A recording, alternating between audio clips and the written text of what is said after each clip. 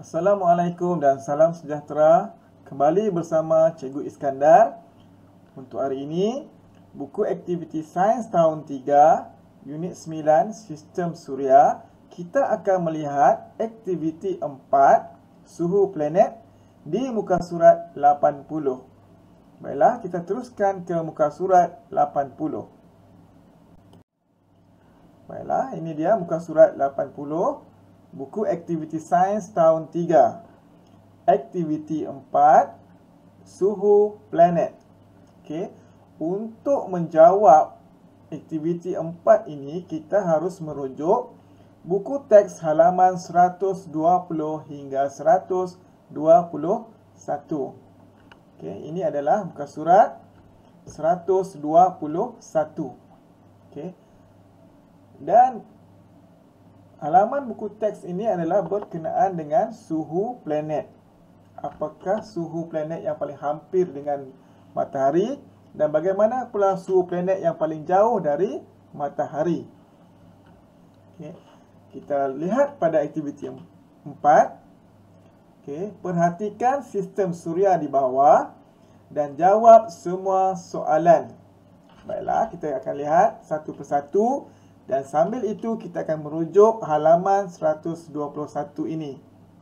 Baiklah, kita terus ke yang pertama. Soalan yang pertama. Objek P merupakan sumber haba dalam sistem suria. Apakah objek P? Apakah objek P ni? Okey. Ianya adalah pusat sistem suria dan juga sumber haba dalam sistem suria. Haba, kepanasan. Okay, kita lihat di sini ya. Maklumatnya ada di sini. Matahari merupakan sumber haba dalam sistem suria. Suhunya sangat tinggi. Okay, kita dapat jawapannya di situ. Iaitu matahari. Okay, jawapan untuk soalan yang pertama adalah matahari. Baik, selesai. Kita teruskan kepada tugasan yang kedua. Planet Q, planet Q nombor 2 dari matahari, merupakan planet yang paling panas dalam sistem suria. Namakan planet Q. Planet Q. Yang pertama adalah Utarid.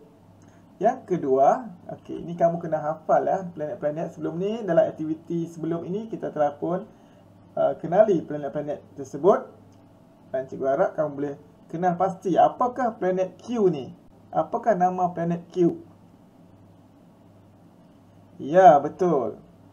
Planet Q ialah Zurah. Ya, planet Zurah. Nombor 2 ya, macam ni. Planet Zurah. Okey, terus yang ketiga.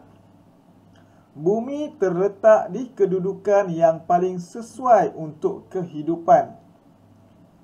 Bumi. Tandakan R pada kedudukan bumi yang betul. Mana satu bumi? Kita kena letakkan R. Mana satu bumi? Bumi adalah planet yang ketiga dari matahari. 1, 2, 3. Inilah dia, kita tandakan R ya. Situ. Ini contoh ya. Tandakan R di planet bumi. Kita tandakan R di sini. Boleh tandakan seperti yang ini. Buat bulatan, gariskan R. Dan yang keempat, kita teruskan kepada yang keempat. Namakan planet yang paling sejuk dalam sistem suria. Kita lihat di sini. Kita tengok dia punya kenyataan di sini ya. Planet ini paling dekat dengan matahari. Jadi suhunya tentu lebih tinggi berbanding dengan planet lain. Seterusnya, planet yang hujung sekali. Planet ini pula paling jauh dari matahari. Tentu suhunya paling rendah. Jadi secara logiknya, yang paling dekat dengan matahari akan semakin panas. Dan yang paling jauh dari matahari akan semakin kurang panas ataupun sejuk. Ya, kerana dia sudah jauh dari sumber haba. Jadi, kalau lihat pada soalan yang keempat ni, namakan planet yang paling sejuk dalam sistem Suria. Jadi, planet yang paling sejuk adalah planet yang paling jauh dari matahari, iaitu planet apa yang paling jauh dari matahari, murid-murid? Ingat tak? Ya, planet Neptune. Okey, planet Neptune.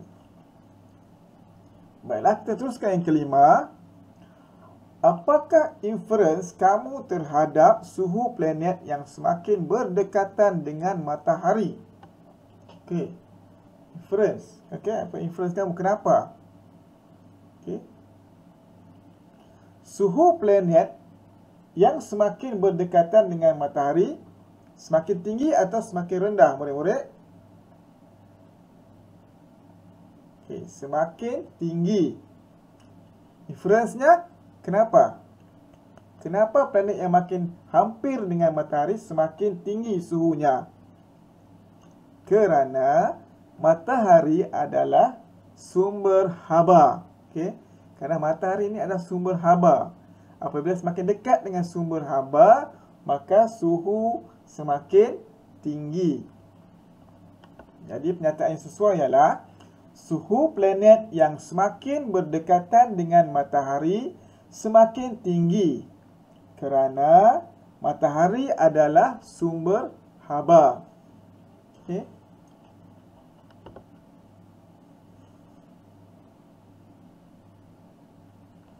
Baiklah, murid-murid boleh selesaikan tugasan murid-murid.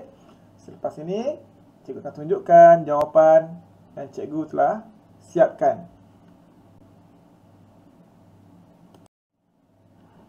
Okey, ini adalah jawapan yang telah kita bincangkan tadi.